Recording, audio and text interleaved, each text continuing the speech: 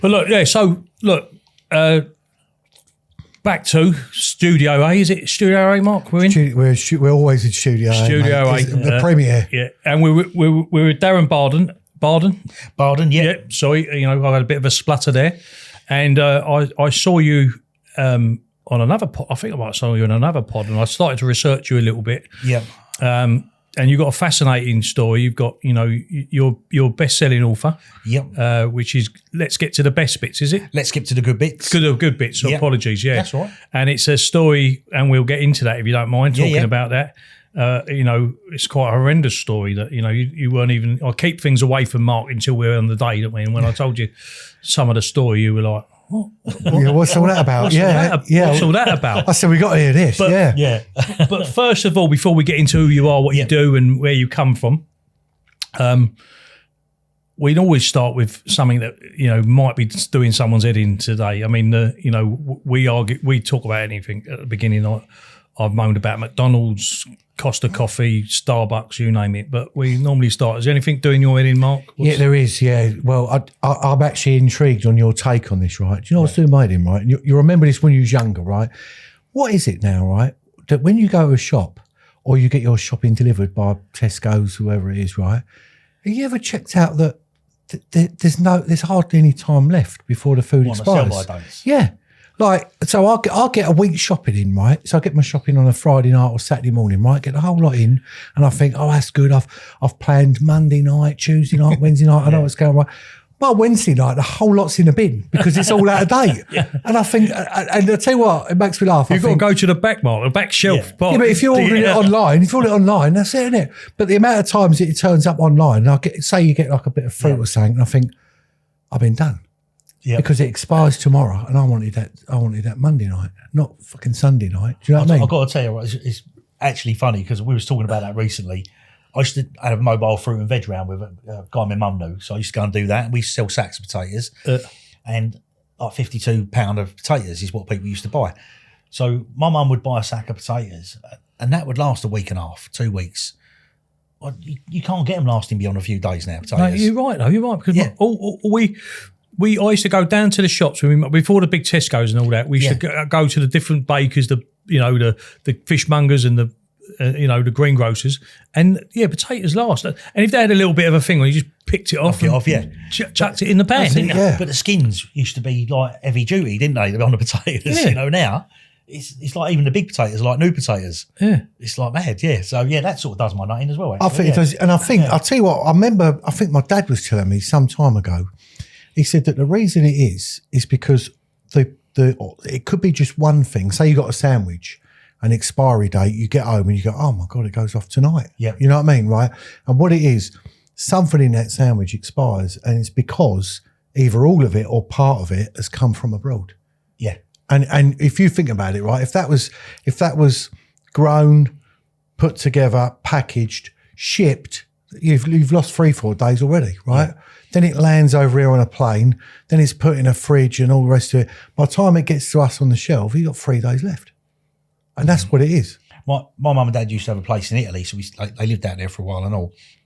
And basically, because it was southern Italy, everything was like from the farm to the plate, wherever you were. The restaurants used to buy locally, so whether it's a lettuce or a tomato, it came from the farm straight to the plate. And you couldn't beat it. Well, even now, with us, if you go to a greenhouse place, getting a lettuce from there, the time it gets on your plate could be a week. So that's why you got your short dates, So I totally agree. That does do your head in. The short span you've got, and you're trying to plan a week. Like we quite often do that now because when I went skint years ago, we had to manage our budgets. So one of the things we decided to do was plan our week from food. We just got into the habit of it. So we'd go like, you want to stir fry on a Wednesday? Well, if you bought it on a Sunday, you got no chance. Yeah, exactly that. So you still find yourself shopping in the week, which they want. Because basically they get you in there. Once you're in there, you go, I'll have this, I'll have that. Because you don't just go in and buy what you need. You go and buy a load of other stuff. So yeah, absolutely. That's why they move the supermarkets around and wind you up every time. I go in my Tesco's, everything's moved. Yeah. So you can go and find it. What's the science behind it? There's an actual science behind the eye level of things, how they change it, the colours. They put a lot of time and effort into it. They know our habits when we go in there and they put it up accordingly. 100% true, because on that science is, funny enough, I used to check. We used to have some accidents in the factory. We used to do so furniture factory. We used to have now and again people would. It don't matter if you had the guards or not on these machines. You still catch something. Yeah. So I just decided that I changed the same sign for instead of it being in yellow, it'll be in blue next week, green the following week, and it'll be exactly the same message but a different background. Yep. And the accident rate fell because people are like, oh, that's different. Oh, that's what does that say? Yeah. It's the same thing in the supermarket, isn't it? Yeah, they do it with the mushrooms. With something that's easy, they go, right, we'll put them up there this time.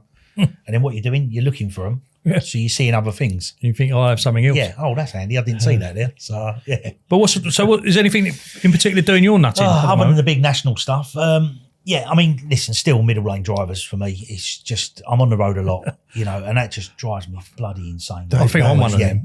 Yeah. I think you're behind me. Yeah, my granddad said to my mum once, no, just get in the middle lane, stick there. That way you ain't got to worry about it. No, mum. Like, no. So. I must admit, I'm a bit bad for that because I do get comfortable and I think I've got enough. I think it's because you think you've got enough space that if you like drift a little bit, you've got a lane there and a lane there. Not the fact that you're going to hit a car, but it's one of them. Well, I think the other thing as well on the driving subject is when you're going, like say you're going up the M11 and going onto the A14, you get to the 2-lane bit. Yeah. And then you get a lorry overtaking a lorry. Yeah, Right. And it's like 5 miles. Oh, yeah. And they're not overtaking. And the queue's building and building and building. And then everyone's thinking, I want to undertake. And they're doing ducking and diving. And you're like, no, it just drives That you is mad. the worst thing about the A14, isn't it? Oh, Yeah. It does mind nutting. Yeah, because I lived... So you're whereabouts in Essex are you? I'm Harlow. Harlow. So I was in Chelmsford for years. Yep. So, and that route back and down into the M11, nightmare. Because everything up here is where I've always worked, Corby and Wellingborough and Milton Keynes and all that. So it's always been a journey back there. So I know how you feel. Well, my dad was a lorry driver. I was once a lorry driver and all. My dad was a lorry driver. So their lorries, especially when he's driving for Tesco's, you stick to the speed limit that's set by Tesco's, not necessarily the road. So Harlow to Chelmsford, he would do 40 mile an hour, right? Because that's what his speed limit was on the motor. So if I was on the 414, I'd phone him up and go, you on the bloody 414? When it was slow, he'd be like, no, that's another driver, so because he just used to drive you mad. 40 mile an hour, like, come on now, get your toe down a bit. And it's not about speeding, it's just getting there, isn't it? So so that's what does me nutting. At the moment, it's middle lane drivers for me at the moment. I'll get that. I'll second that. You know what's done my nutting the last week? Here we go. So I'm a music, I wouldn't say connoisseur, but I'm a music fan. And I love me guitar-based music, me blues, me rock, whatever. And I didn't go because I haven't been for many years to Glastonbury, but I thought I'd catch a little bit on the telly. And I love some of the artists there. Neil Young was on there. Yep. Rod Stewart had a good set. And then you got others that are headlining, that are lip syncing, like they're not even singing, dancing around. But the biggest thing that done my nutting, I think if you're an artist of any kind, or you're famous. In actual fact, if you're famous of any kind, you've got a following, then sell what you're selling. Don't try and convert everyone into like some different political animal. Yep. I'm not going to get onto the Save Palestine thing and that's been going on there, but just where is it? Like, what happened to good old rock and roll where you threw the celly out the window, you got pissed, you played a few tunes. Just get on the fucking stage, play your music, do what your fans want to hear and get off. We don't want to hear you banging on about like this political view and that political view. Keep I've that done to Glastonbury yourself. a few times, or four times I've done Glastonbury and love it. As a musical experience, love it. And I love the wandering around. We're obviously in the rain, it's a pain in the arse, but wandering around, just seeing the sights you see. You go and see the bands, and sometimes you go and see a band you'd never ever thought you'd like, and it's brilliant. Yeah. But the moment it's gone political, I said to me missus the other day, that's it, I'm never going again, because if that's the route it's going down. And also, they're having to go to BBC, they're having to go at Glastonbury. What about all the people in the crowd that are chanting?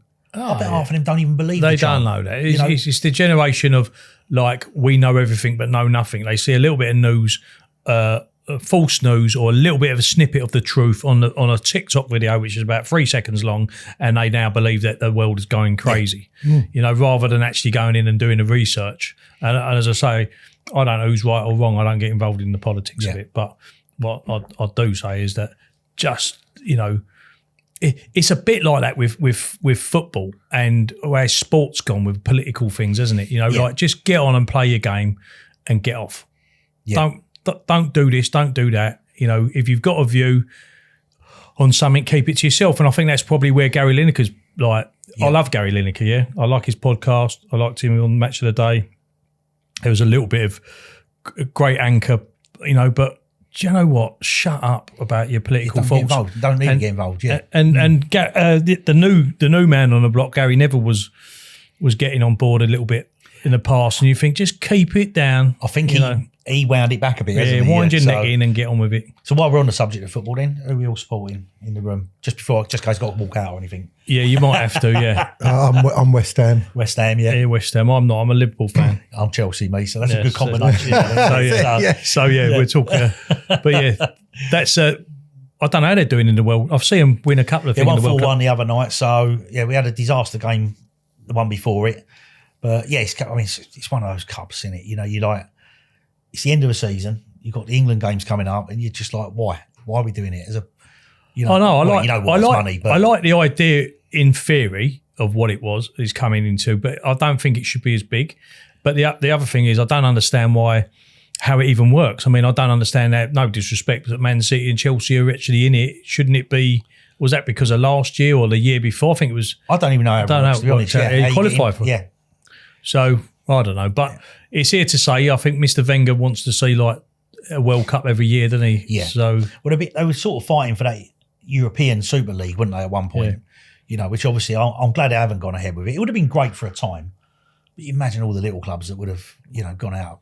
I mean, I'm now getting involved with Romford FC, so doing a bit of sponsorship and things like that. Yeah, it's a little club, they ground share with Barking.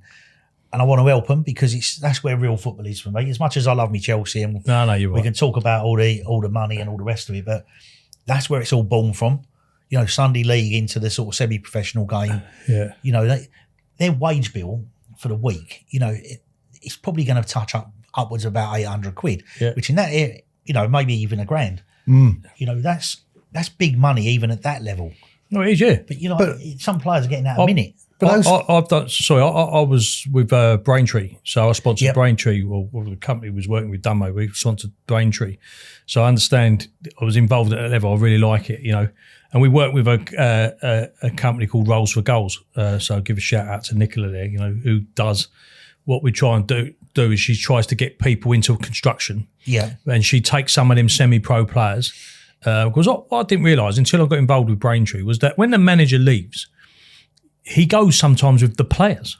Yeah. Because they're not contractual for 2 or 3 years. Yeah. They're part-time players. So, the player will go with the manager because they know they're going to get that 350 quid or that £500 a week to play. So you can have a really good season in the national leagues and then all of a sudden you have a bad one because the manager's been nicked or sacked and he takes those players with him.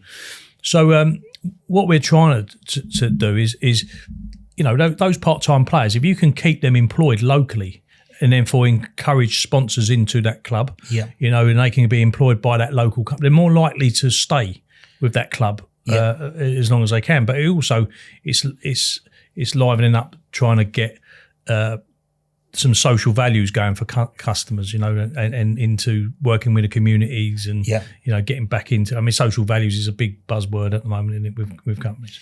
But anyway, we're digressing, guys. Yeah. So today, Darren, it's, it's great to have you on. I just we'll go back to the beginning, really. Just tell us how you got into our industry, really, because that's what we're all about in Digging Deep, construction, plant hire and everything else. Tell us how you got in it, or go back as far as you want. Yeah, I left school. I wanted to be a graphic designer at school. That was always the dream. I used to like a bit of art and things like that. I weren't academic in any way, shape or form.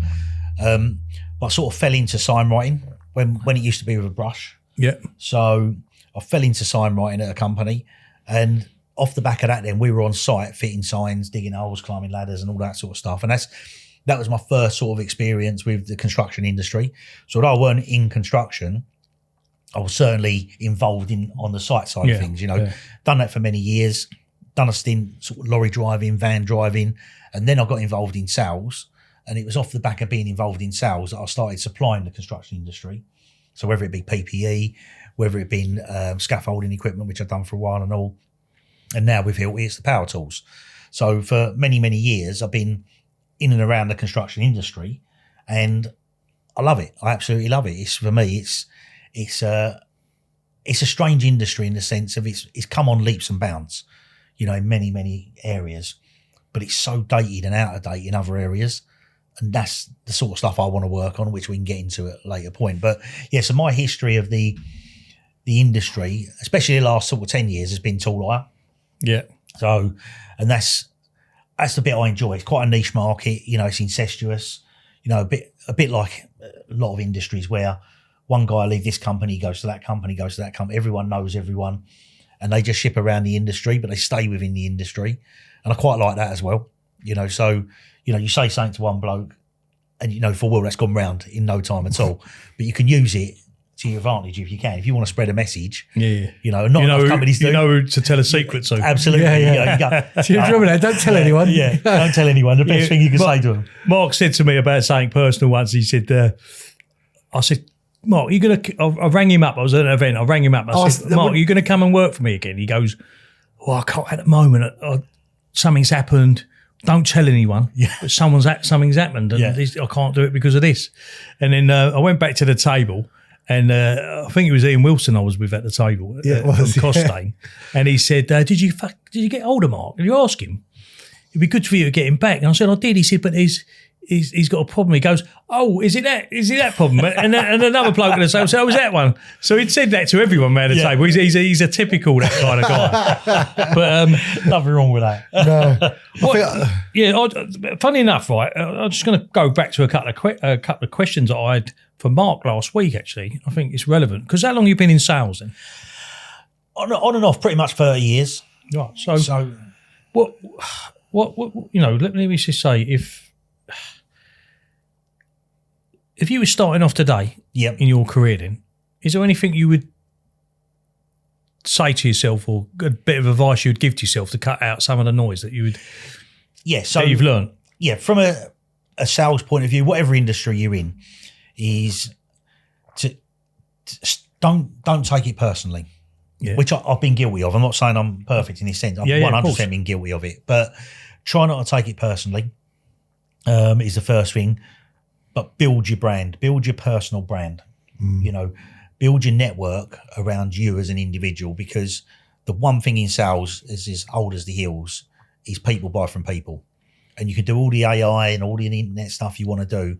People want to buy into your story or you as an individual, whatever that may be. Yeah. So if you want to build a career in sales, build your brand, your own personal brand. Yeah. And that don't mean having a logo or nothing like that. It just means go out and be Darren Barden with these people. Yeah, just be you. Yeah. But definitely don't take stuff personally. That's what I would say. And probably in the work environment, you could use that across any role, not just sales. You know, in the building game, you know, when someone comes in and starts effing and blinding and, you know, I wanted this done that way and that way. It's 99% certain they're not having a pop at you. It's the situation. Yeah. So don't take it personally. And if you can get that, I mean, I've just read a book actually by a guy called Mark Manson called The Subtle Art of Not Giving a Fuck. Yeah. Right now. That's on my list actually. So it's not about not giving a fuck. It's actually about what to give a fuck about. Yeah. And it's opened my eyes. Brilliant. It's a really, really good book. Obviously a lot of swearing in it and things like that, but it is exactly that. You know, just if someone comes up and does something, says something, it's about having a response rather than a reaction. Yeah. Which once again, I'm not a perfect team by a long shot, but if you can educate, there's a lot of people out there who've got a lot of patience. If they can manage themselves in that scenario, then brilliant. That's the advice I would give for definite. So when we're talking about that and having a tough skin, what failure or lost sale taught you the most then? What is there one example you could say, do you know what? I learned a lot about that. Yeah. And I can, and I've changed my approach. Yeah. So going back to when I was a signwriter, when I was a young lad, a mate of mine worked at this joinery company. And he said, would I knock up a sandwich board, like a wooden A board? Because I was quite good with wood and things like that. So I said, yeah, no problem. So I knocked this board up and I painted it all the colour he wanted and we stuck some stickers on it and for the company name. And anyway, off he went. Anyway, the company loved it. So they come back to me and they said, how much? Like, you know, would you do a few of these for? So I said, 70 quid. So, which to me at the time, it was a decent amount of money. So I'm going back to the 80s, like, you know. So 70 quid was a decent amount, but I put a lot of work into it. Anyway, he said, look, his customers told him, you can do these for 30, so can you do them for 30? So I said, no. I said, like, it's 70 quid and that's it. You know, they like the work, they should pay for the work.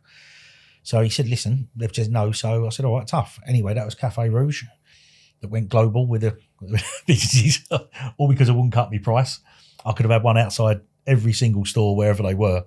And I was like... Yeah, but all I'd say to you there is that, you know, if it's a lost leader, there's nothing worse than a lost leader times 20 or 100. Absolutely, Do you know what I mean? I think the offshoot of it was, because I wouldn't buckle on that, I then didn't get anything else. Yeah. And that was where the loss was, not so much the sandwich boards, it was... So you've learned about negotiation, really. Absolutely. What I should have done, instead of being pig-headed, I should have said, hang on a minute, let's have a conversation. How many you want? Yeah. Let's have a look at that. So what I learned then was about negotiation side of things, as you just said, you know, so which we still do now. You know, someone says, I want a better price. Well, that's okay then.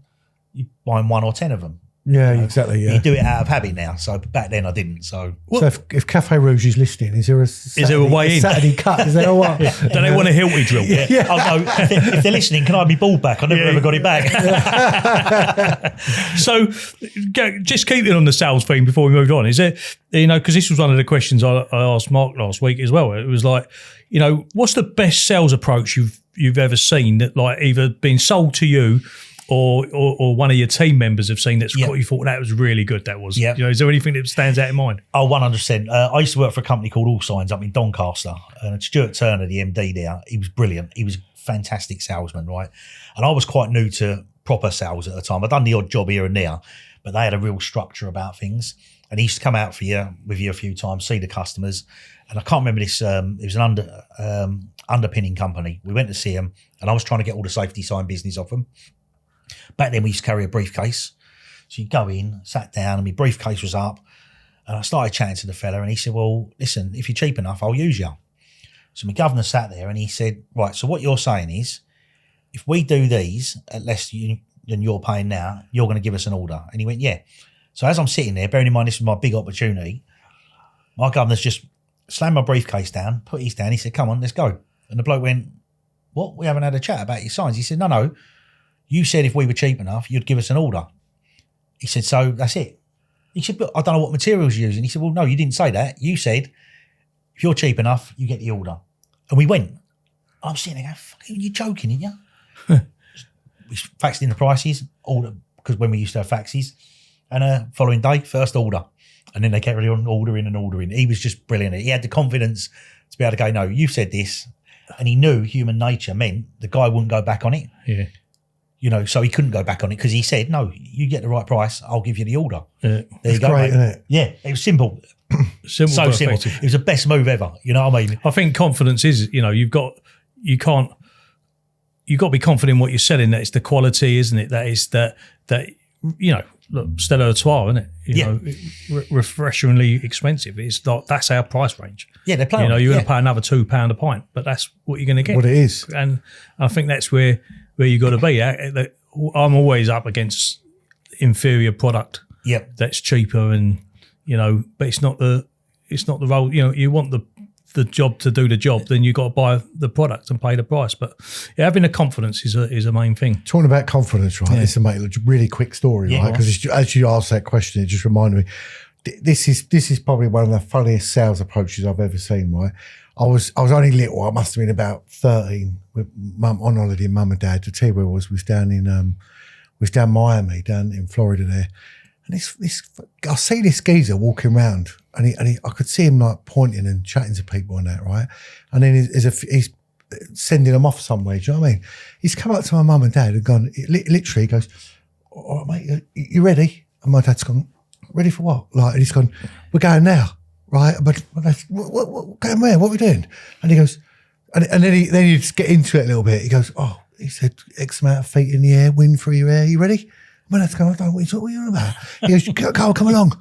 And it turned out he was getting people to do the parasailing or whatever it's called. Yeah. But it's just so funny because I watched him doing it to other people, and he just literally, so there'll be like a couple sunbathing, you know, like half asleep like that, and he'd go, "You ready?" Yeah. And they'd go, "Ready for what?" Like, right? And you know, and of course, it was funny to watch. But when I look back now, I think the guy was a genius. Yeah, it's about getting your attention. Yeah. It's like when you see people that are really good at doing speeches.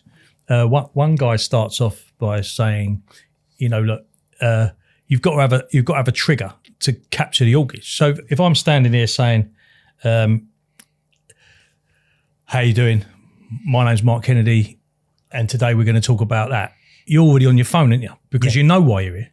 Yeah. You know it's me. Yeah. That's why you've come. But when he said, did you know that there was more people alive today than have ever died? Yeah. And you go, what? It doesn't matter if it's bullshit. Straight away, he hasn't said who he is. You can, Yeah. And you're like, well, and he goes, that's an interesting fact, isn't it?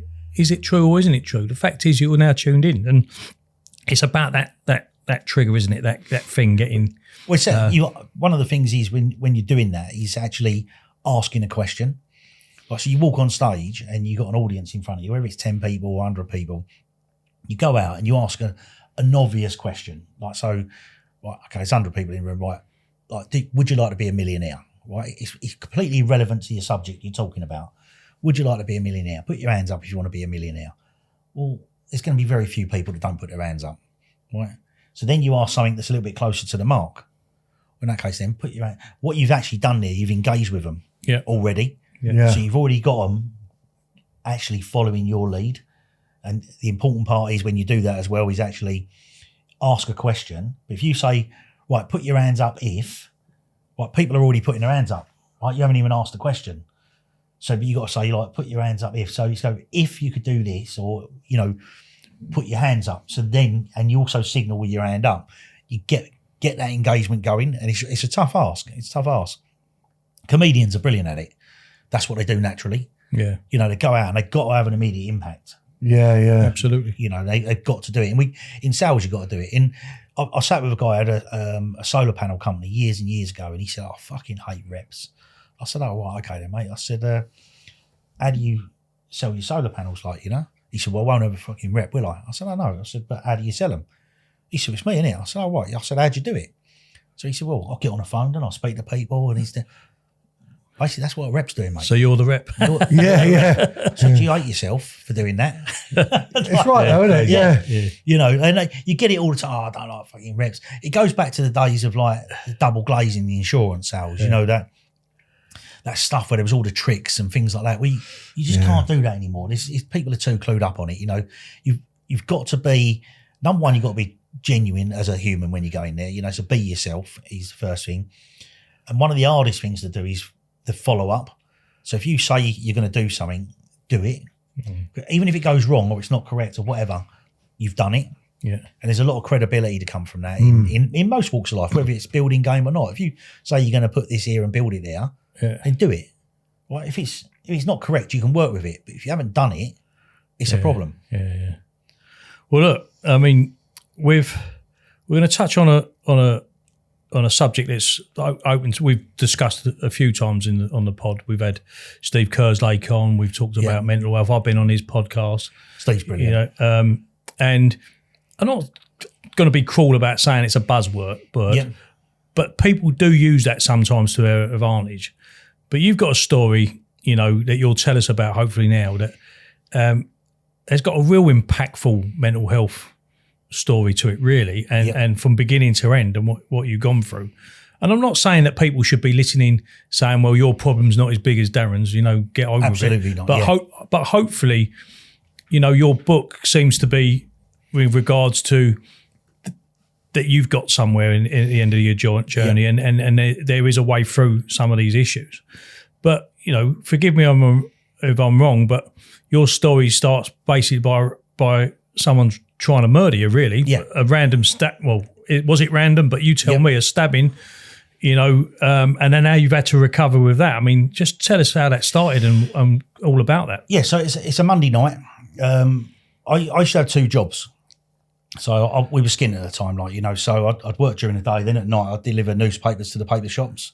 So it's only a couple of hours a night. You go there, load up a van, go around and deliver. Yeah. So we'd start somewhere, depending on the day of the week it was, we'd start somewhere between midnight and 2:00 in the morning. So I'll used to go to bed early. So I'll be in bed 7, 8 o'clock.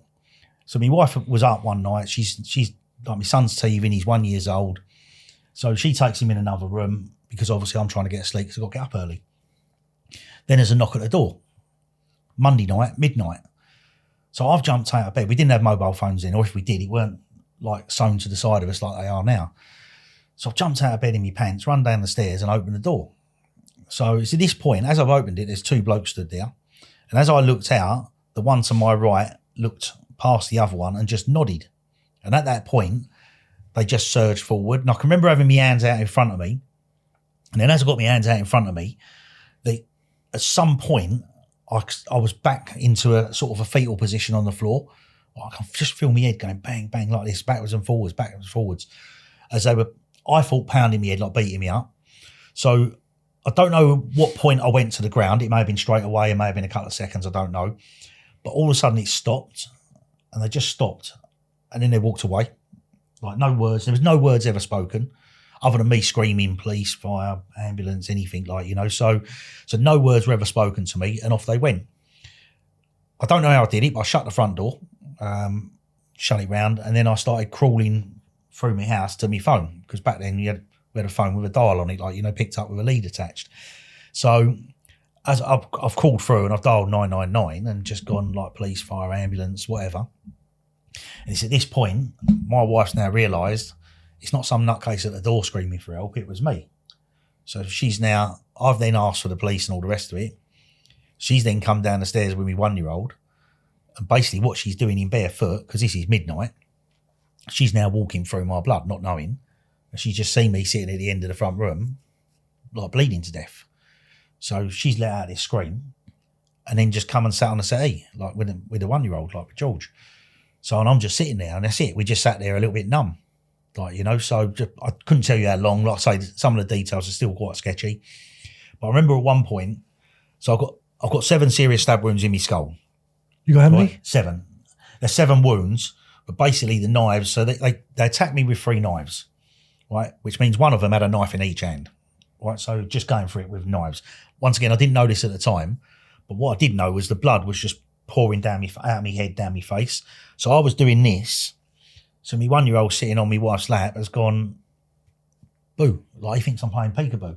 Oh. Right, and he's like, like in that moment, you got this tiny little moment there with a 1-year-old, hasn't got a clue what's going on. No. Thinks you're playing games.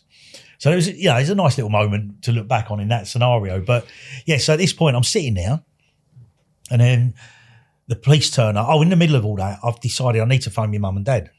So I phoned my dad. So I picked the phone up and the operator was still there. So I said, I need to phone my dad. She said, right, put the phone down, count to 10 and dial the number you want. Don't know how I did it, but I did it. So I phoned my dad and I said, can you come round? I've been beat up. So he said, all right. So now my mum never drove anywhere unless it was home from a pub, because she didn't drink and my dad did. When I went out to the car, she got in the driver's seat and drove, which is just a little strange caveat on the night. It was a random thing. Why would she do that? My dad hadn't had a beer or nothing. When they drove round, they got there, the house is surrounded by old Bill and blue and white tape and all that.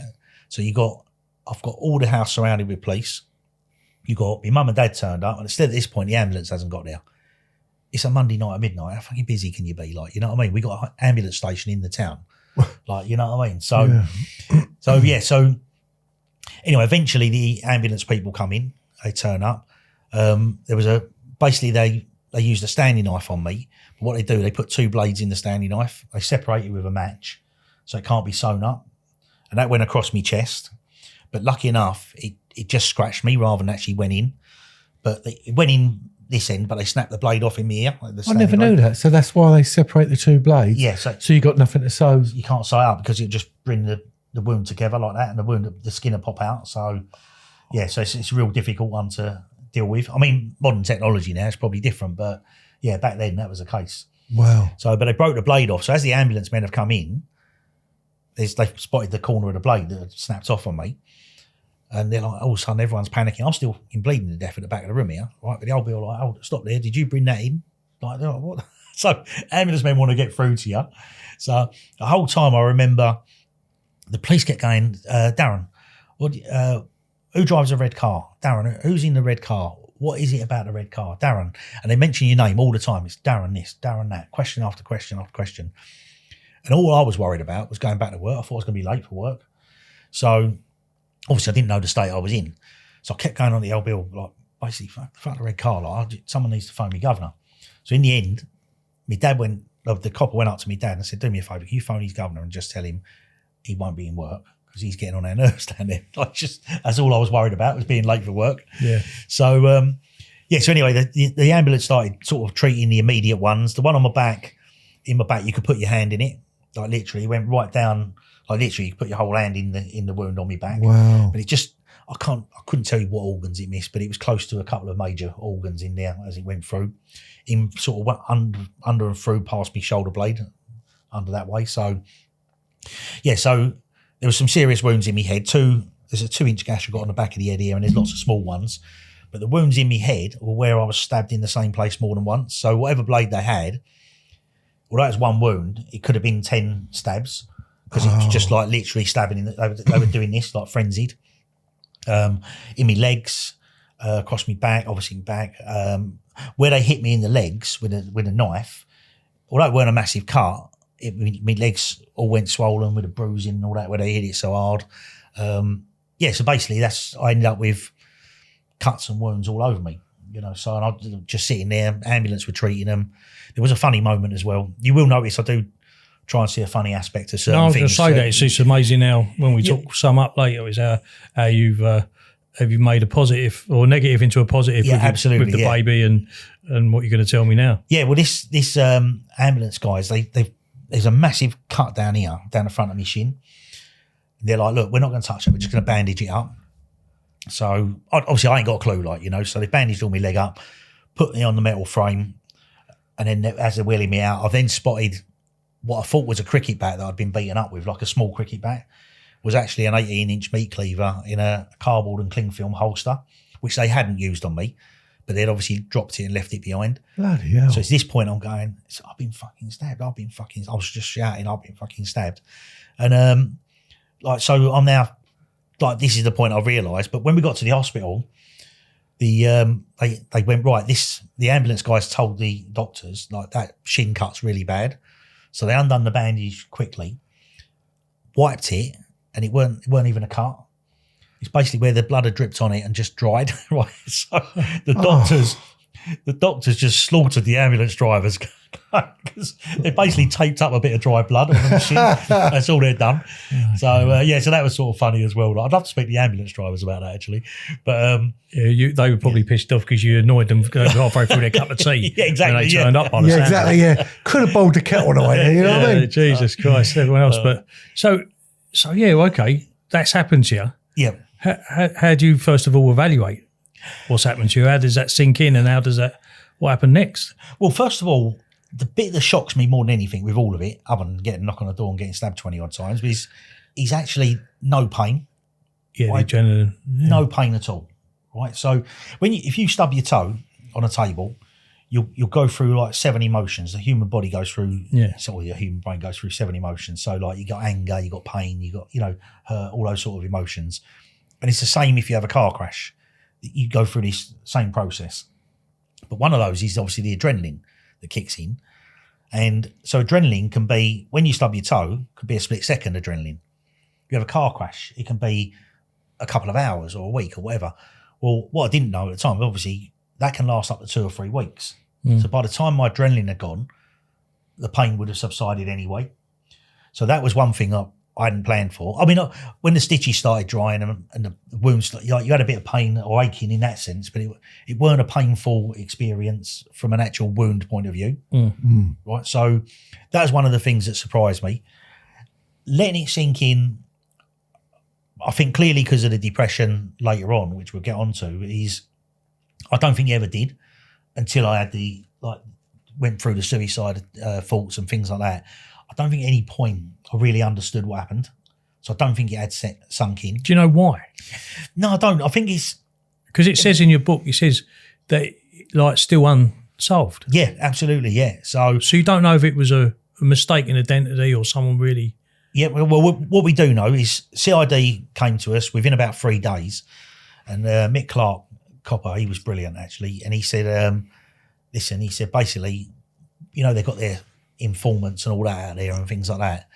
No one knew who Darren Barden was, so I'm clearly not in that world, was the first thing. Secondly, when in their world, it went very, very quiet. No one said anything. No one was going, oh yeah, Darren Barden got done. There was no rumours or stories.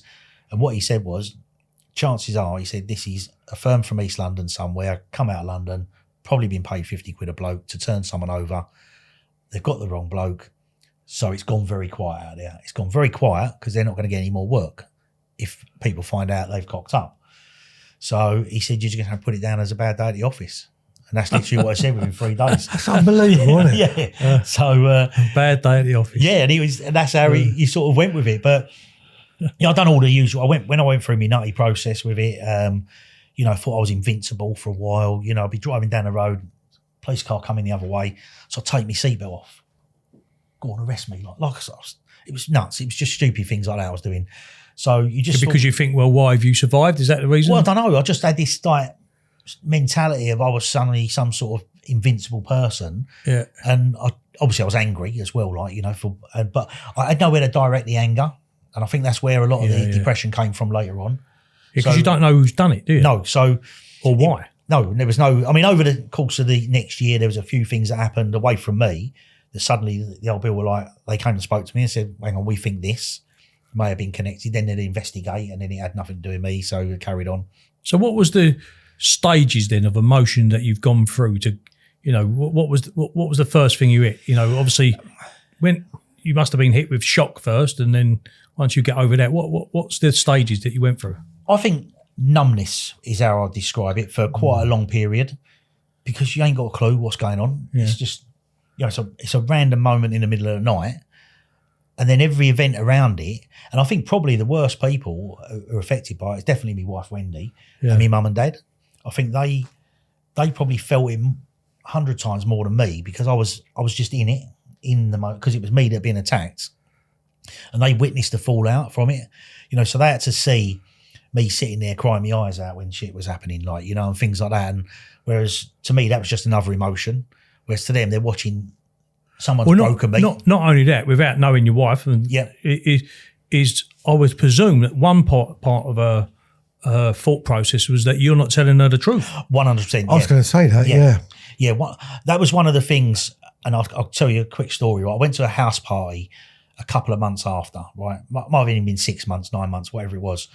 And we was at this house party, friends and family, and a couple of the guys there took me into the kitchen and they said to me, look, there's no one around. Go on, you can tell us. Tell you what, come on, you must know what happened. No, I don't. Come on, listen, it's just us sitting here. No, I don't know what happened. I said, I literally don't know. And that point, it weren't them so much. It was then I started thinking, who else is thinking that? Yeah. Who else is thinking I've got something to do with this? And then it makes you realise, does Wendy think that? Yeah. She's sitting there going, what ain't you telling me? So the police investigated her as well. They looked into her background. Was she having an affair? Was we involved with loan sharks? All the stuff you could think of.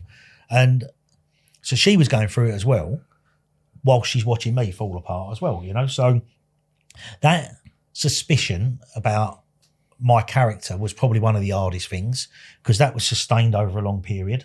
Even sometimes, even now, if I told a story now, like all these years on, there's still someone will. I was going to say that. I would say that I bet you get people that will turn and say he knows what was going on. I've done an interview with Dodge Woodall, right? Dodge was brilliant. Dodge Woodall podcast, absolutely fantastic, right? So I was on there.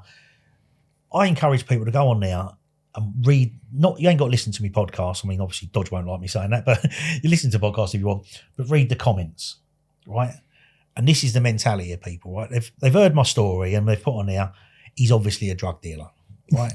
Yeah. He was definitely involved. He's definitely a wrong one, right? Yeah. And you're like... Because he's a Chelsea fan. Yeah, basically, yeah. So it was all from the ICF, funny enough. So, so it's that mentality, even now all these years on, that you still have to put up with. Like, you still have to get those. I mean, listen, you're used to it now. You go, listen, especially with the keyboard warriors, you get them on there, and you go, listen, thanks for your comment. Thanks for your comment. You don't get involved, because if you do, you're going down a slippery road. Yeah, and they're non-important to you. You know what I mean? So you just let them get on with it, which I suppose people in all walks of life get, you know, so with that type of bullying, if you like, as well. But yeah, so going back to the sort of the series of emotions and what you went through, I think the numbness of it all from the start lasted a long time. And even then, I was going to my doctors, and, you know, as far as I was concerned, I was never going to work again. I was never going to do anything again. I was in a right old state. And Dr. Richards said to me, he said, look, your family's been with my surgery for years. He said, you've got to get back to work. He said, your family's workers, that's what they do. He said, go back to work. I said, oh yeah, who's going to employ me? Like, listen, just go and get a job, even if it's 2 days a week. Oh, who's going to give me a job 2 days a week? Like, you know, but he was right. He was spot on. I needed to actually get back to a sort of normal life, which then took a long time anyway. But once you got back in work, suddenly you got to focus on something. And that probably helped more than anything at the time, because you had all these people around you telling you what to do, how to do it, and when to do it, and this is best for you, this isn't good for you, and things like that. And actually I just needed a bit of normality, you know, and that's all I really needed. So, and that's pretty much going back to work was probably the best thing at the time. But then what you started to do, and this is where the depression come out later on, so you've gone through this numbness where you've not really sort of digested what's happened. Yeah, but all of a sudden, and now you're back at work and life is sort of normal. You then box that crap up that's happened, put it to the back of your brain and sort of ignore it. And that's where I probably went wrong. Because you haven't grieved, have you? No. Because you've got nothing, correct me if I'm wrong, because you don't know who done it and the reason why, you haven't really got nothing to grieve about, apart from what's happened to you. Yeah. So it must be really the difficult to process. The fallout from it, you know, bearing in mind, I had 2 jobs because I was trying to pay our bills. Right. So we went to the mortgage company, the Halifax at the time, went in and said, so my wife's in there with a 1-year-old in her arm, right? And I'm telling him my story and said, look, I'm out of work, you know, so I still had my stitches in at the time when I was sitting in front of this mortgage guy. Told him the story. I said, look, I need a bit of help. Because that's what you used to hear, wasn't it? If you're in trouble financially, go and speak to him and it'll be all right. Yeah. So we're sitting in his office up Harlow Town Centre, and he said, and what do you want me to do? So I said, well, I don't know. I've just been told to come and speak to you because you can help. He just sort of shrugged his shoulders.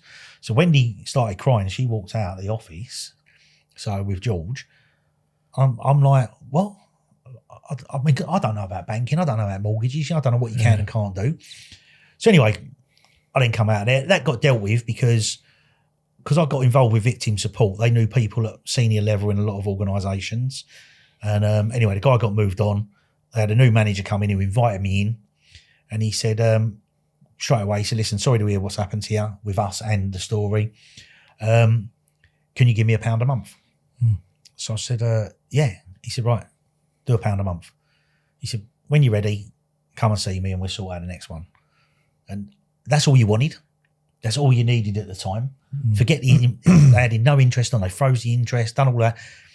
And that's all the first bloke had to do. Because then, so mentally, I was then coming out of the office under pressure, like trying to deal with the fallout of it. I'm still dealing with my wounds and the questions of why, what, and all that sort of stuff. And here I am getting no help whatsoever.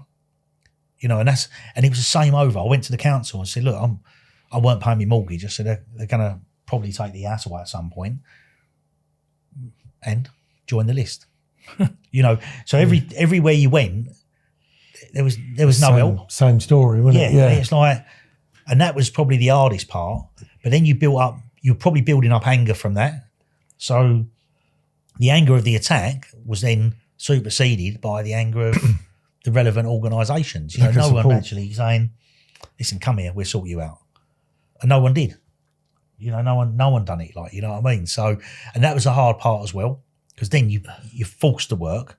So then you bottle up everything that you should be dealing with and you don't. You then carry on with life, which is what caused the depression later on in life, which we now know is called PTSD, but we didn't know that at the time. I just thought I was nuts. So it's a trauma comes into your absolutely, yeah. So when did the suicide thoughts come in that? Was that early on or later on? Much later on. So back then, I think the figures have changed now, but back then, if you was in the services, army and things like that, and you was involved in active combat, the chances are you would get PTSD in around 11 to 13 years. That was the sort of average. So mine was about 13 or 14 years after, which would make sense now when you know the details. It comes out a lot quicker in people now. The world's different. But yeah, so it's about 13 or 14 years after. We don't know when it started, but a couple of things happened. I started to sort of deteriorate with the moods and things like that, but I hadn't seen it. And a friend of mine, Terry, he lives up near Liverpool. He phoned me one day and he said, "You're all right." Now, I only spoke to him probably 3 times a year, met up with him maybe once a year at the time. And he said, "You're all right." I said, "Yeah, I'm fine, mate." I didn't know what he was talking about. He said, "You sure?" So I said, "Yeah." And I thought, and then he went. He said, "Oh, as long as you're all right." And I thought, that was a random phone call to get. Yeah. So, but whether he'd spotted it from a distance because it was easy for him to see, I'd obviously changed as a person. So people have started to see things, but those people didn't know how to deal with it. And that's one of the things I work on now, is actually getting people to actually deal with the situation, not the person suffering, the people around them. So no one knew how to deal with me. So back then I got a job. I ended up getting a job for a few days a week through a mate of mine. So on a Friday, me and my mate Rob, we used to walk up to the pub. We'd go and find a random pub somewhere, walk a few miles, go into a pub, and then have too many to drink, and my son would come and pick us up. And so the depression was all these years on. And when he read the book, he went, "That's when we was doing our walks." So I said, "Yeah." He said, "Well, how didn't I know?" So, "Well, you did." I said, "Because one day we went in the pub, we'd had 2 pints. He went to the toilet. I said, I'll get the next pint in. So I went up, bought the beer, put it on the table. When he came out from the toilet, I weren't there. So there's 2 pints sitting there. So he thought I was off talking to someone. So after a while, he's like, "What the fuck's he like?" Walked around the pub, couldn't find me. So in the end, he phoned my wife to say, "Is Darren home?" Because I only lived a short distance from the pub. She's like, "No." So I just disappeared. And I even to this day, I don't know where I went. I couldn't tell you where I went. Couldn't tell you if I spoke to anyone. I went, and all of a sudden, at some point, I went home. But I said, so those things were happening, but he wouldn't have known how to deal with it. But there was a very powerful advert at the moment. I can't even remember what it was, but you see the 2 guys at the football. The Norwich one. Yeah. Best advert, because you think it's the guy on the left, but it's actually the guy on the right, isn't it? Or the other way around. And the person with the men, and that's the same with all of us. I'm penning a few bits at the moment, and one of the things I'm looking at is basically, why I am the way I am, kind of life and soul of the party. Yeah. But people don't see me have a complete nosedive on the other side of it. Yeah. So I'm very up and down, but I'm very down on my own. Yeah. Or with my personal family. Yeah. But out and about, I'm like, think I'm, Billy Connolly, don't I? I think I'm the main man. But so basically you've got, you've gone through that immediate, what was the first impact that made you think, well, you've gone back to work, you think you're doing okay. Yeah. But when did it hit you to say, well, I'm not, it's not okay? When did you realise that, or didn't you? Absolutely. Those 13 years after. At no point in the next year or two was I mean, it must have impacted me, but there was nothing there that said to me, I've got a problem. It was always about, it happened at those 13, 14, 15 years after, whenever it was. That's when it started to impact. But even then, I didn't see it. It wasn't until eventually I got in front of a doctor that I knew where the problem was. So there was no, I couldn't say it was 6 months, 12 months. There was no moment where I thought, I'm struggling here, because I didn't. Because, stereotypical, alpha male, life and soul of parties, you've just been saying, I was first at the bar, last at the bar.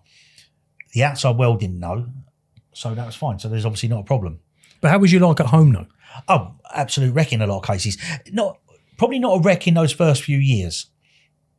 So I clearly think my mood must have changed, but could I tell you? I couldn't tell you what I was like, If my wife ever done an interview, there'd be some stories come out. I would have thought so. But she would have seen all the changes. But I think in time, we probably both just got used to the new Darren. You just sort of, there's no point going, right, okay then, look, let's draw a line under that when everything's fine. I think you just lived accordingly is all I can think happened at the time, So it weren't until the depression kicked in and all the stories that come out from the depression and then the suicidal thoughts and all of that sort of stuff that then there's a real problem. The the doctor's situation, I wrote about that in the book, you know, is for me to go and book a doctor's appointment, there needed to be something wrong, right? Well, as far as I'm concerned, there's nothing wrong. You know, I was being horrible to my wife, like, you know, the one person that's there every single minute of every single day, I was being horrible to her, you know what I mean? Like, not, like, I weren't physically and verbally abusive, just being an idiot, like, you know, with certain things, you know, the uncaring side of it. I didn't give a shit about her, the kids, you know, it was all about me. And that's horrible, you know, she was on the receiving end of that, you know, and you think the fact she's still here, I don't know, like, you know what I mean? But it's, that side of things was stupid to think. As much as I loved her, as much as I did, she was the one that copped it all in that sense. You know, she see the real me, the one falling on the floor, crying his eyes out, you know, because there's a tin of beans around the wrong way in the cupboard type stuff, you know, it was that type of scenario. She see it all, and then she's sitting there comforting you, and what will I do? I'll have a go at her because she hasn't cooked the beans. You know, it's stupid. It was so far removed from what should be reality, but you're not in control of your emotions. You're just venting out, aren't you? Yeah, absolutely. Yeah. So, you know, it's just all sorts of stuff that went on in the time. So I then got someone later on diagnosed me with, I didn't diagnose me, as a counsellor said, I've got something called catastrophic thinking. So, which is a great word, by the way, when you use it, catastrophic. I've never heard that. I might have to use it on some of the sales team. Yeah. So, but yeah, so it was like, so it got to the point where I knew Wendy finished work, say 4 o'clock, right? So I knew it took 7 minutes to drive home. So when it got to 7.5 minutes, she's having an affair, right? It's like, so it's not only that, I then make it real. So then I'll start going, I actually know who it is as well. So then you turn this person, this bloke, into someone you hate, and you now know they're conspiring against you. Yeah. Well, none of it's real. You're making this shit up. You know what I mean? But it's real in your head. You're creating this scenario for whatever reason to be real. And so then she's walking on eggshells all the time, wondering what to say, what not to say. Then she's panicking if she's 5 minutes late from work because it's all going off at home type stuff. You know, she gets in, I go, well, I've boiled the kettle 3 times. Like, and? Yeah. Well, no, it's because you normally get in at 7.5 minutes past 4, or whatever I would say, like, you know, and it's, and you look back on it. Is that because you can't make rhyme or reason what happened to you, so that you're just, I don't know. Why do you think that is a reason? I don't know either. I mean, like I say, they called it PTSD. I've always steered away from trying to learn what actually happened, right? Because I always feel that would then control my responses. Like now, for example, if I could say to you, right, it's because the brain does this, this, and this. Yeah, I think it would dilute my message to the average person. Yeah. So rather than being, I could have educated myself on it. There's probably people out there sitting there going, I know exactly what it is. This is because this has happened. So as we're here, like, let's get to the good bits then. You know, there's plenty of people in the world who have been attacked. You know, but not many people put it. You know, was the book? Firstly, a couple of questions really. Was that part of the healing process for one, getting it out, and how did that help you? And then what are you trying to do? Legacy that. What are you trying to do post? What's your holy grail, or your, you know? So the book, first of all, someone have been telling me for years. A woman called Ronnie Ayres has been saying, you need to write a book. You need to write a book, because there was a lot of things that happened in the story, you know, with the Criminal Injuries Compensation Board and all that sort of stuff that were unique. Like in the UK, I was the first ever one to take the Criminal Injuries Compensation Board to a parliamentary ombudsman. I lost, but it's government versus government. I was never winning that one. But, you know, so it's things like that that are quite unique. And she wanted me to document it. I didn't even read books. You know what I mean? I read a book at school, and I think I might have read Dennis Wise's testimonial, you know what I mean? So I weren't a reader at all. So the thought of writing a book was just beyond me, you know? So this random email went to my wife by mistake. Her boss was meant to get this email. It went to her email address. She sent it to me and said, look, there's a book writing course. A guy called Richard McMahon, brilliant fella. So I went along to this course. They teach you everything. You then pay for them to mentor you for a year, but you write your book. Best thing ever. But as I'm typing, I've now got to paint a picture for you two to be able to see. So I had to go back to smells, noises, the faults, the stuff I hadn't actually even allowed myself time to think about. You got to now analyse what's happened to you in graphic detail. Absolutely. So when I speak about the blood on the floor, and the smell when I went back, I've never allowed myself to think about that. I could tell you what it smells like now, so it's still there. But you had to write that in. You had to give people that feeling, people who don't know you. And that's the point behind the book, is painting a picture for the reader. So that experience then became, it was hard. It was really, really hard, but it was enjoyable. So my wife came in from shopping one day and I was typing away, but I'm crying my eyes out. It's like tears running down my face. And she's coming to shopping. She's like, I think you need to stop. And I'm like, I'm enjoying myself, because I was actually enjoying what I was doing. But I was putting everything on paper. I weren't an academic. I weren't someone who writes books. So basically what you got in that book was what I was thinking and how the story went. So that was the first thing. So the book, 100% helpful. It then forced me to turn a corner with what I wanted to do. So I'd always done a lot of charity work and things like that. Helped. Any needy calls going, I'd jump on it. But I needed a focus to sort of overcome all my demons, because there was nothing I could do. I couldn't go back and change my story, but I could change other people's. I can change their direction. And the book done that, because people started reading it, and all of a sudden then I was getting help. I'll tell you a quick story now. There's a guy I know, I won't mention his name at all, but he drove for several hours to come to my book launch, which was on a Thursday night. And he said to me, on the Saturday, he started texting me, but when I met up with him a little while later, he said to me, look, your book launch was April the 12th on a Thursday night. And I'm thinking, even the wife and kids don't remember that, So he said, this is what happened. He said, I told you on the Saturday after reading your book, my dad had beaten me as a child, my dad had beaten me mum. He said, and I want to thank you because I went to the doctors and got myself sorted. Then his wife messaged me via Facebook and just said, thank you, I got my husband back. And I'm like, this helps. This helps people. My little stories help someone. And I was really pleased with it. I mean, going on now, you've probably got 20, 25 of those stories. But fast forward till the following year, me and him met up at a conference we was at.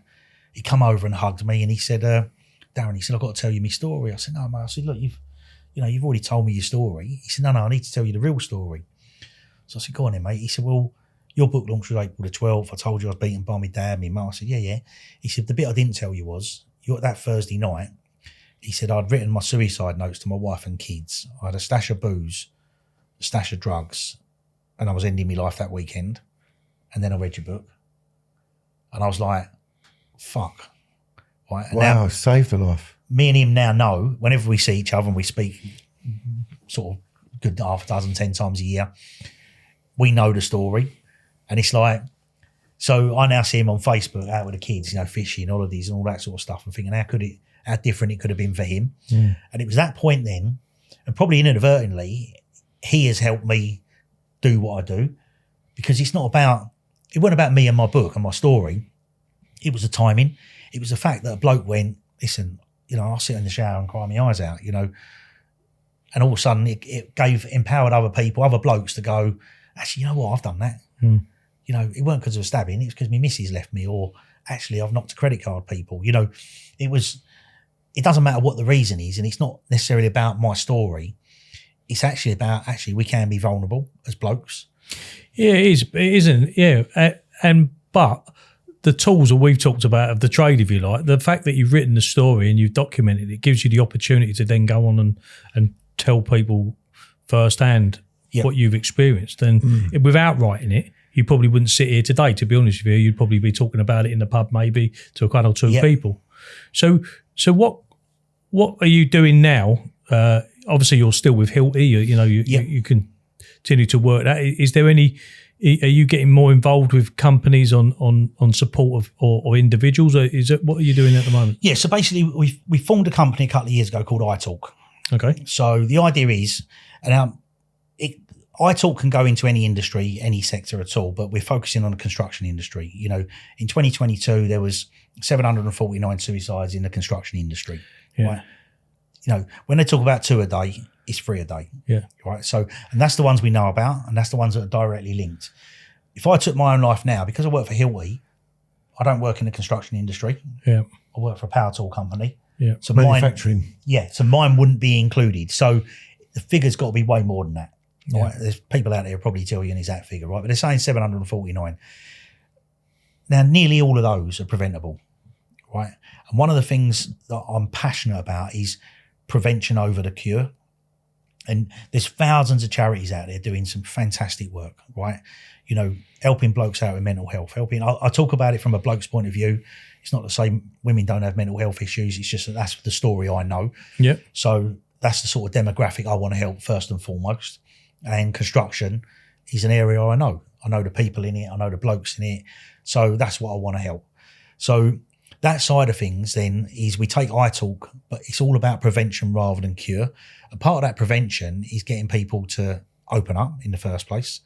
Number two is getting the figure we talk about with 1 in 4 people are suffering with mental health issues. Yeah. So, but that means it's 3 in 4 to look out for that 1 in 4. And that's what I do. I won't talk about the 1 in 4.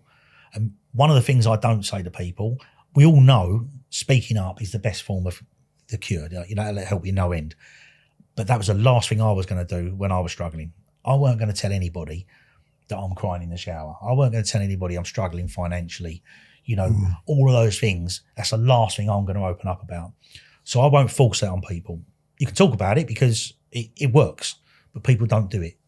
What I do talk about is the 3 in 4 that can look out for that 1 in 4. And one of the biggest things I'm finding on my travels is confidence.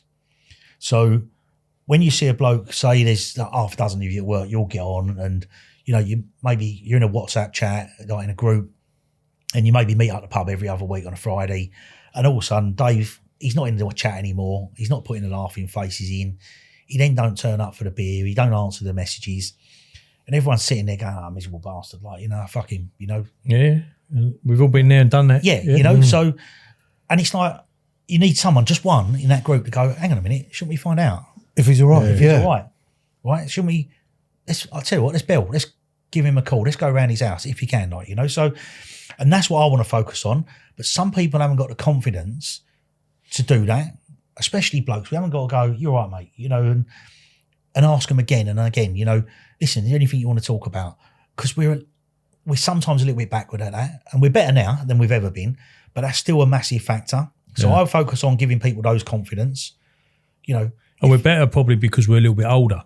The younger generation coming through, we've spoke about that. They don't communicate with each other anyway. No, they don't. So it's going to be a lot more harder for them to communicate. And as you were younger, you never really wanted to talk to people about your problems anyway, did you? So it's just that we find it a little bit easier because we're more emotionally intelligent, I suppose, as we get older. Yeah, I wouldn't use intelligent as a word with me, but you know. Anyway, but what? So iTalk. Yeah. You know what is that? Tell me all about iTalk. So iTalk it's basically a mental health service. Okay. And once again, like I say, the emphasis is on prevention rather than cure with it. So we want to get in and teach people real life scenarios. So one of my problems, as I said to you back then, was the mortgage. Yeah. Right now, you know what it's like. Say, you know, you've left school, your dad's a chippy, your uncle's a chippy, your granddad was a chippy. You go out and start banging nails in wood. Yeah. Sorry, chippies, if you... I was a chippy. Yeah, well, there you go. My dad was one. There you go, right? There you go. I picked on the right one then. Yeah. So, and then all of a sudden you're doing a bit of work, you're putting a door up here and there, you know, the neighbours are using you. Suddenly, Pete up the pub says, listen, I'm on a contract in London. I'll get you some work. You're like, fucking great. I've gone from 200 quid a week to 600 quid a week. Life's a dream. I've met a bird, got her pregnant. We're getting our own little house. All of a sudden, contract ends and your world's fucked. Mm. And it's now that side of things is what affects people, because then they're in a hole, and that hole's very difficult to get out of because they don't know how to. Mm. And that's what we want to talk about. That's what we go around and teach people, is actually getting in there and saying, right, we get mortgage providers to go in, you get insurance, it could be any subject, pensions, you know, whatever it may be, but just to go in and teach you about getting a mortgage, the responsibility you got, or rent, whatever it may be, any subject, any real life subject, and just show them there's someone to contact, there's somewhere to deal with it if you have problems. You know, so these people, quite often it's young people, you know, and maybe they go through a scenario in their mid-20s that don't really come out until they're 30. Yeah, you're right. Yeah. I've got a situation, me, it's really strange when I look at myself, is that I was a high earner when I was younger, quite a high earner. So, and I've always been in a reasonable, you know, salary bracket. I've been lucky that way, but I was a higher earner quite young, and then I didn't. It's turned off, and when you got 2 kids and all that, to the point to this day, and my partner and friends will tell me, my sister especially, I still don't open mail. Yeah. I get someone else to open it. Yeah.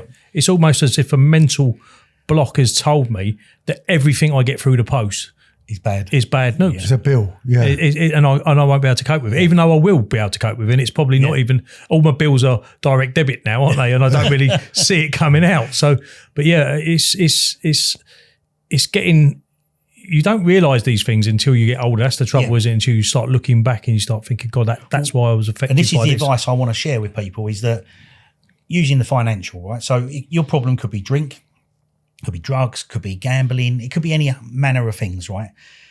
What they are, those addictions are a bit of a solution, you think, to the problem. So what you're doing is burying your head in the sand because you're not dealing with the problem. So they get worse. They impact the problem you're trying to get away from in the first place. So what I try and educate people is look, if you're having financial problems, speak to them. The companies now are brilliant. You know, whether it's banks, whatever it may be, building societies, your bills, you know, they're generally brilliant. The moment you're in communication with them, even the VAT, the HMRC, whoever it is, if you're talking to them, you've got a chance of working around it, right?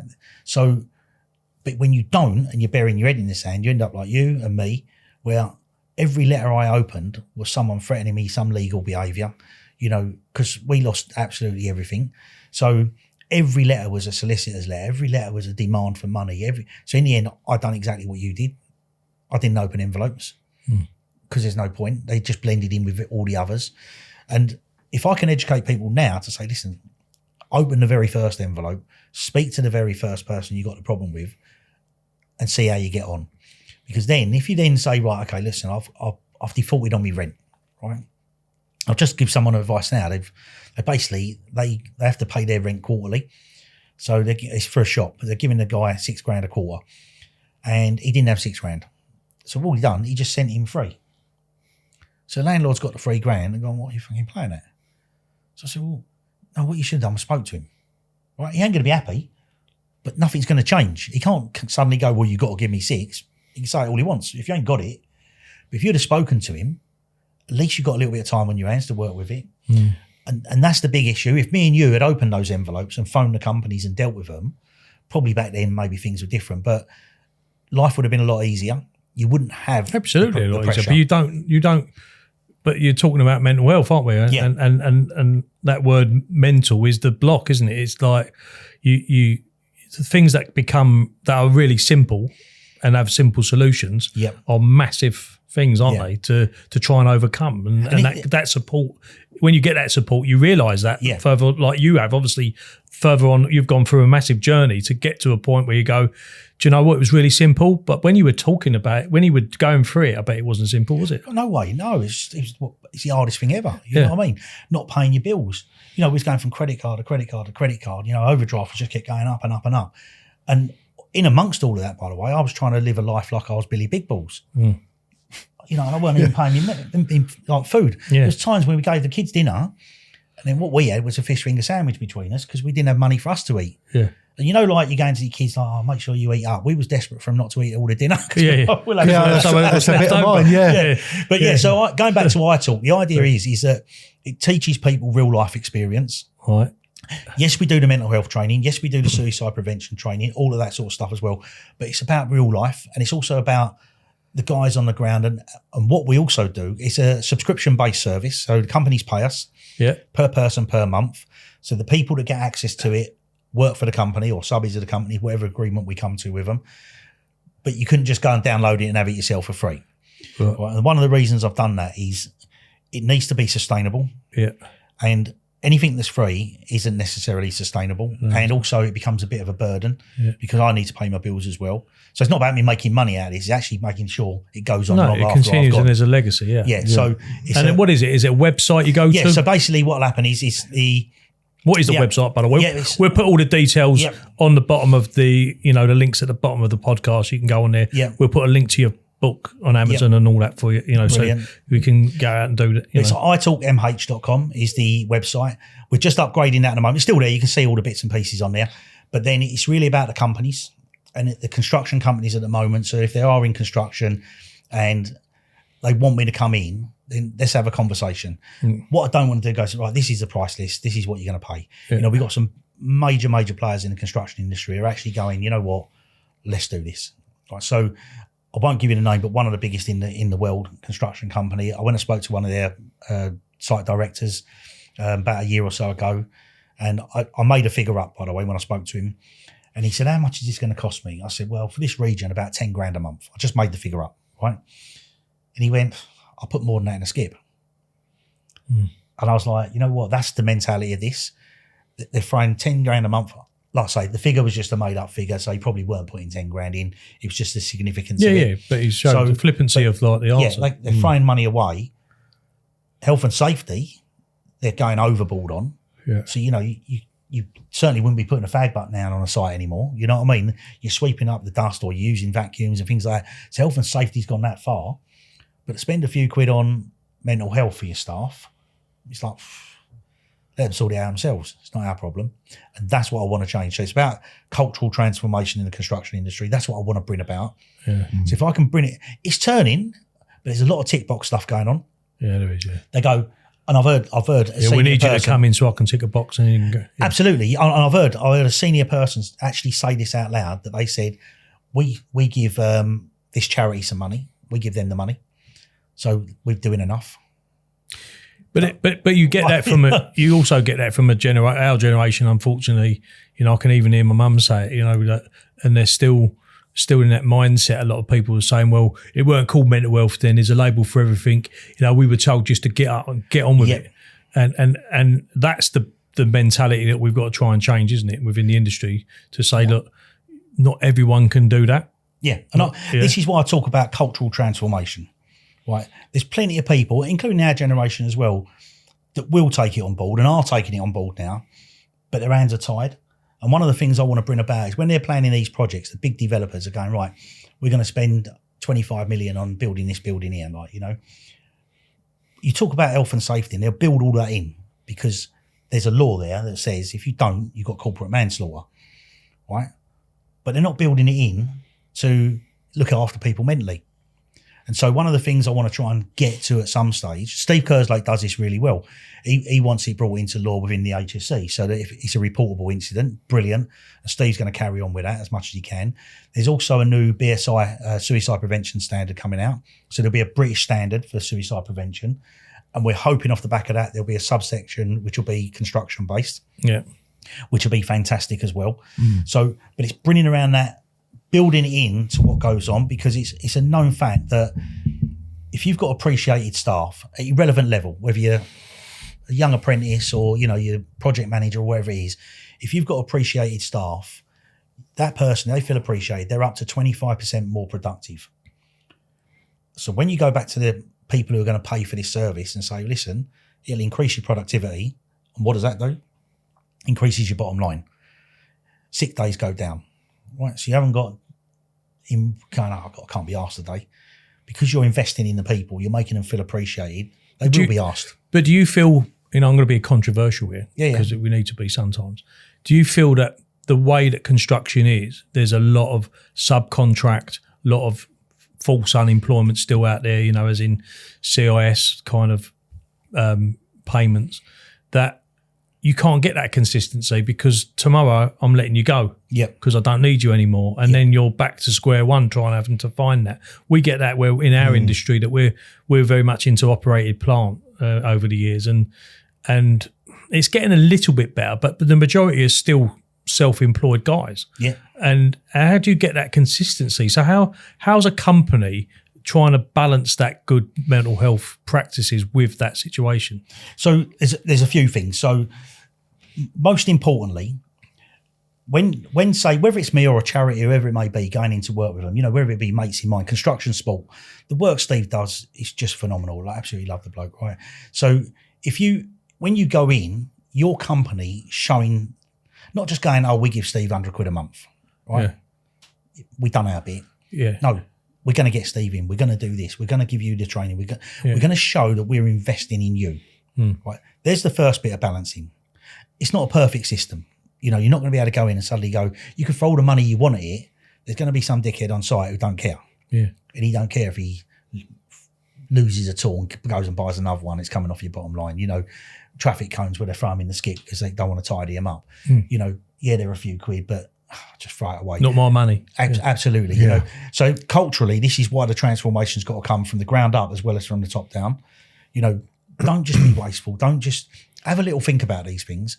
But if it's coming from the top down and people feel appreciated, that changes the culture. That changes the general well-being of a company throughout the staff at whatever level, because they can see you're investing in them, and you've got more chance in of getting them to invest back in their time and their emotion. And that's what we want to do. It's all right saying, right, okay, then we got this scheme, right? So I've got it at Hilly, right? So if you're struggling with your mental health, you can speak to HR, or we got an app. You can go on and you can speak to someone, right? So great. As far as a lot of people are concerned, Hilly washed their hands of it then. Well, they haven't. They're doing a good thing. They're doing a really good thing. They're doing a good thing, but I've got those lines in. I've got one in my business at the moment, but the take up of it percentage wise is not very, because you're still leaving the problem to that person, aren't you, to resolve themselves. Do you know what the issue is though? You hit the nail on the head earlier. The issue is if someone pays the money, gets the little cards, puts them on everyone's desk. You said earlier that when you was going through that, you didn't want to do nothing. Absolutely. So the real challenge, and this is the problem with these things, where people just tick the box. You might as well actually do nothing. Yeah. Because the challenge is giving someone a phone number and going, hey, if you've got any problems, mate, ring the number. He ain't going to ring the number. Yeah. He's never going to ring the number. Do you know what needs to happen? This is what I'd like to see everyone, you, Steve, I'd like to see our companies. I've been sick to the death being a supplier all my life of you give them the best price and they come back to you with a rebate structure, don't they? Yeah. I want a rebate. If I spend £1 million with you, I want another 5%. If I spend £500,000, we've been involved with rebates, all these companies. Suppliers should turn around and say, right, we're going to give you a rebate, but a percentage of that rebate's got to go to one of either yous or Steve's or something like that to show that you're actually spending your money on some kind of mental health support. I think that the industry should get behind that rather than trying to use that as an extra bit of bunts that you might get at the end of a job. Yeah. You know, price the fecking job right in the first place. Get the client to pay the job the right place and use some of that money, that rebate. I don't mind giving a rebate, but I want to see it go to something better. There's lots of things there, right? Pricing. You know, construction works on 3%, right? That's ridiculous. It's ridiculous. Right, because you get something goes a little bit tits up through no one's fault. Where's that 3% now? Right, so then you're playing catch up. Right, so, and I'm talking big projects now. This is not about blokes going around doing the refurbs and things like that. This is like major projects where a lot of the money is, you got your tier 1, tier 2 people, and no one's paying anyone, right? So everyone's playing catch up in some way. So then what everyone's doing is cutting corners, ducking and diving, ignoring things, whether it be health and safety or mental health, because of the money. So years ago, someone brought out a law, like one of the governments brought out a law where you couldn't go beyond 30 days payment. Payment charter, That's still there. Yeah. That law is still there. Yeah, it's bullshit though. Oh, yeah, exactly. Who's following that? I had customers that were paying me month end plus 45. Yeah. And basically by the time you dotted the I's and wiped the T stains off the invoices, which is what they were doing, it was 90 days. That's because all construction's run on a domino effect. And what I mean by that is that the prelims is where you do the lease work, but you get that quarter of that and pay check. Yeah. So you've got more cash there. But people are using that money, extra money, to finish off the bloody last job. So when you come to bid for work, you're bidding on the basis to break even because you need that prelim to start that job to finish the last job to get paid for. Such a knock-on effect. It's massive. And it's only so much, you know, individuals like me and Steve can do, for an example, individuals like you can do. You know, the one thing I'd like to see is big companies paying, number one, on time, number two, in full. And if you're going to have a structured plan in place, stick to it. That'll help everyone budget and take care of it. Then you come down the food chain a little bit to your subbies and things like that. If they're getting their money, well, what are they going to do? Number one, they're going to do the job properly. Right? They're going to turn up and get the job done because the money's coming. You won't get that half-hearted approach and that delays and things like. I know, listen, there's always delays. We know that stuff out of control, but you know, generally speaking, it's not through laziness or don't want to do it. If people are getting paid, and that just that subject alone will alleviate some of the pressures. Not all of them, you know. They can but if you made the main contractor liable, not the main contractor, sorry, the developer liable for payment of subcontractors. What would happen is that the main contractor who's needed would become more of a management business and get a commission based on what they're doing, and the developer should pay the supplier direct. Yeah. And the subbies direct. And then everyone's getting paid. And what happens is the main contractors go and skint somewhere else, they ain't got enough money, so they knock the subcontractors, and the cycle just goes on and on and on. Well, I think the big thing for me at the moment is getting the industry to change from the bottom up, from the ground up, and the top down. So it's actually on as part of the subject. If you're looking to put a project together, it becomes part of the topic of conversation. If we can get that happening, so that actually people are taking it serious. 7,500 lives lost every year in suicide it's not right. No. Each one of those people impacts around 135 people, right? So each one of those suicides, 135 other people, whether it be wife, kids, husband, brothers, aunts, also your colleagues. The reason I started iTalk was my friend Johnny XL. He's in hospital at the moment, and hopefully you listen to this, John. Good luck, mate. He had a brain tumour and a brain bleed all at the same time a year ago. Anyway, so he came to me a few years ago and said, Dale, I've had a suicide on site. And he said, I need you to do something for me. So he said, I want a mental health room. Right? He said, we got a prayer room, we got a tea room, we got a first aid room, we got a drying room. He said, I want a mental health room. He said, I'll pay you, I just want you to come up with something. So I said, all right, mate, let me work on it. Started doing a bit of work on it. I'm like, a room ain't going to work. Not with the blokes on a building site. We're not going to walk through a door that says I'm nuts above it. Yeah. Because that's what we would perceive it to be. Oh, he's gone in the mental health room. Oh, I wonder what's happening to him, And even if people weren't saying that, you'd think it. Yeah. So I said, I needed something else. And that's where iTalk was born. So it's thanks to Johnny XL wanting to do something, and something that was real, something that's going to impact them. And that's part of what we do. Is having all these apps, having all these websites is great, but it's about this, the face-to-face. Yeah. And when I get up in front of people and tell my story, it's not, oh, look at me, I had 20 odd stab wounds, I nearly died, and I had financial ruin, but I'm recovered. It's not. It's because I'm a geezer that stands up and says, listen, sometimes shit happens. Yeah. And if it's happened, I've generally been through it. Yeah. What I'm telling you is we'll do this if you can do that. So that side of things. And you may not have been stabbed 20 times, but you're still going through some of the same issues that I've been through and everyone else is going through, and it's all right to talk about it. Absolutely. It could be, you're a 26-year-old still living at home, but your mum and dad are split up, right? Now, some people might go, oh, it's not the same as 20-odd stab wounds. No, it could be fucking worse than 20-odd stab wounds. Yeah. You know what I mean? It's not about the individual story. Because it's about how the individual deals with it. Absolutely. The pressure, everyone deals with things different. And that's what we want to try and do, is create a culture where, there's a real big thing at the moment, right? So if you think you're worried about your mate who's potentially suicidal, right? And he's told you a few things, and, one of the hardest things for us to do is to say, are you having suicidal thoughts? Could you ever imagine asking any of your mates that? No. You'd get... No, but I wish I had, because I had a friend that hung himself. And I'll tell you now, right? So, I've had the same, right? So it's... It's not... You're not going to put the fault in their mind, right? If they weren't, right? But you asking the question has a massive impact, because it makes them question themselves. The moment they say it out loud, and they may not tell you on the first attempt, right? But the moment they say it out loud, makes them question why they're doing it, right? And that can help massively.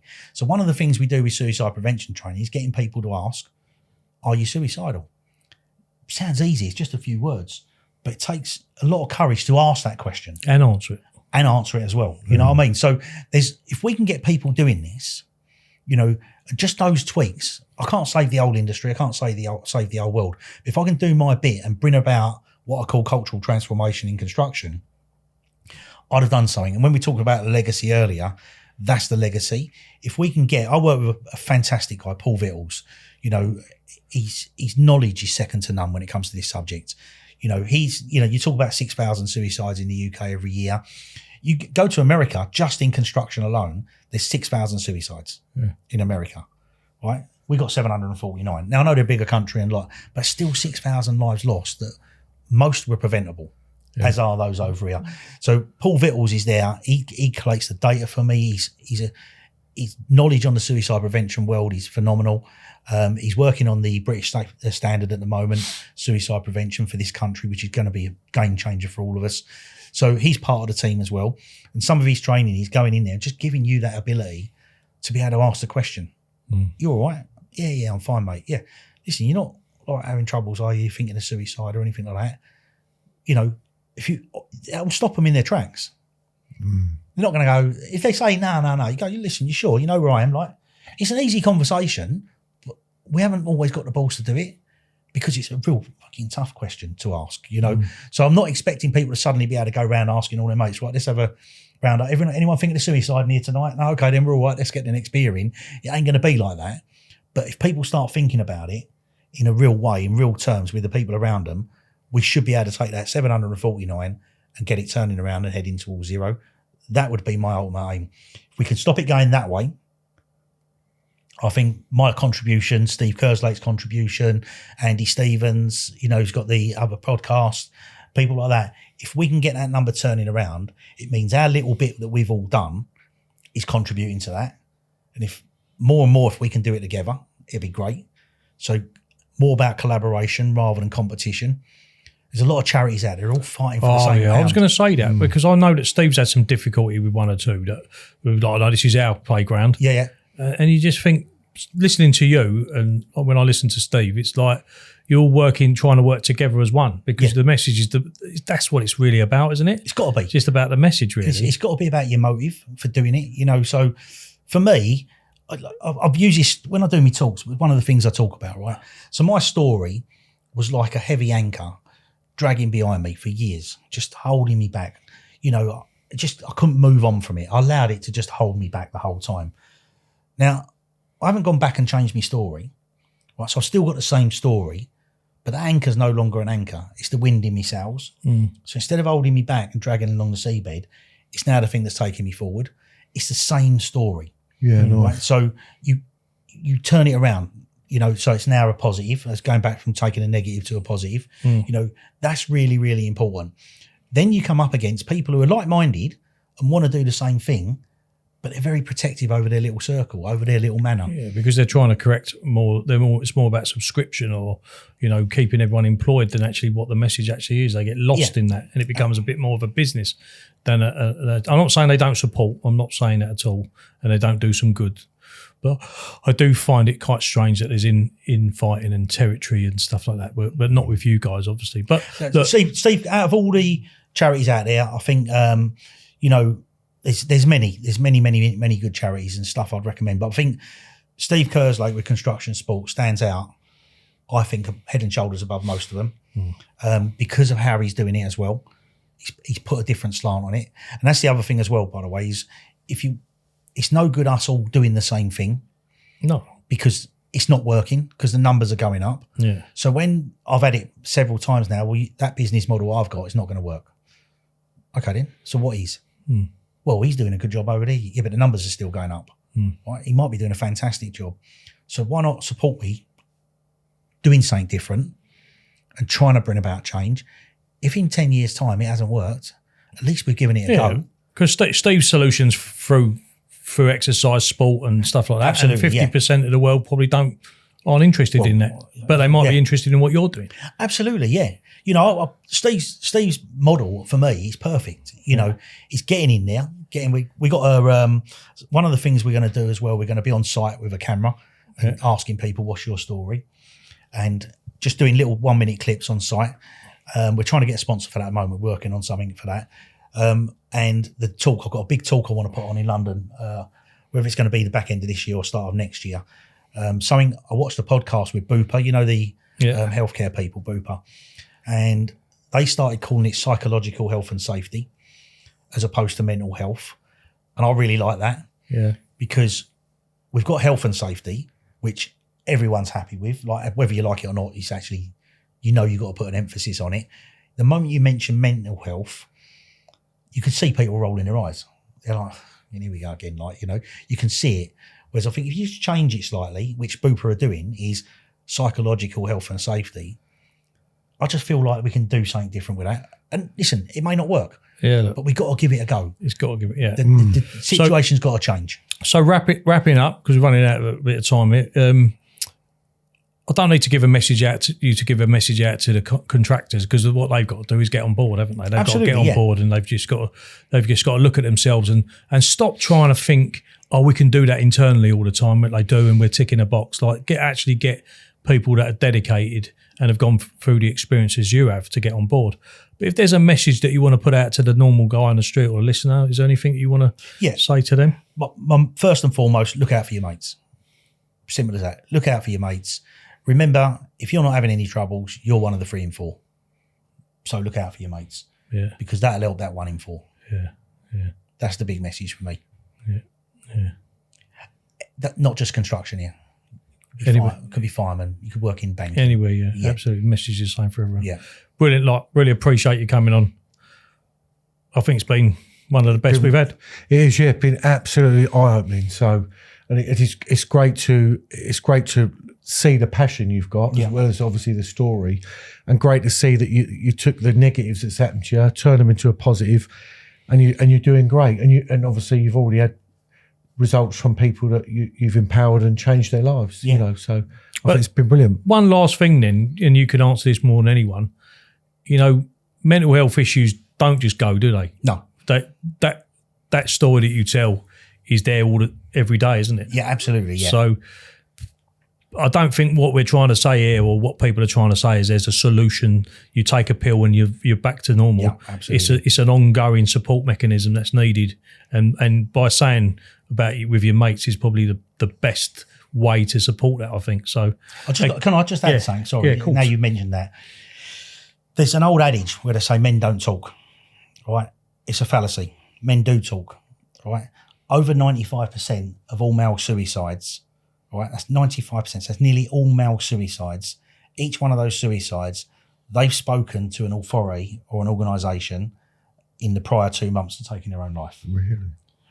Men are talking, but to a broken system. They're not talking to their mates, because I think that's probably one of the best ways of preventing it. Yeah. Because what they're doing is they're too embarrassed to say on site, listen, I've been crying, I've been struggling or whatever. So what they do, they go and tell their doctor. What does he do? Gives them a bloody website to go and follow, or gives them a pill. Right? Don't deal with anything, right? And then all of a sudden, Just suppresses it. they're no longer there. Guys on site are shocked as anybody. Oh, he was always fun in the pub. No, he's been struggling. He's even spoken to people. And that's one of the other things as well. So men do talk. It's about who they talk to, you know, and that's what we want to change as well. Get that environment, get that safe place. And I don't think you're going to get it in a big room full of people. You can get it in little peer groups. Yeah. If I was a big company, that's one of the things I would look at, creating small peer groups. So whether it's the 4 of you always go out to public or whatever, just teach them how to do that. So look out for each other. Yeah. Brilliant. Well done, Thank mate. you very much.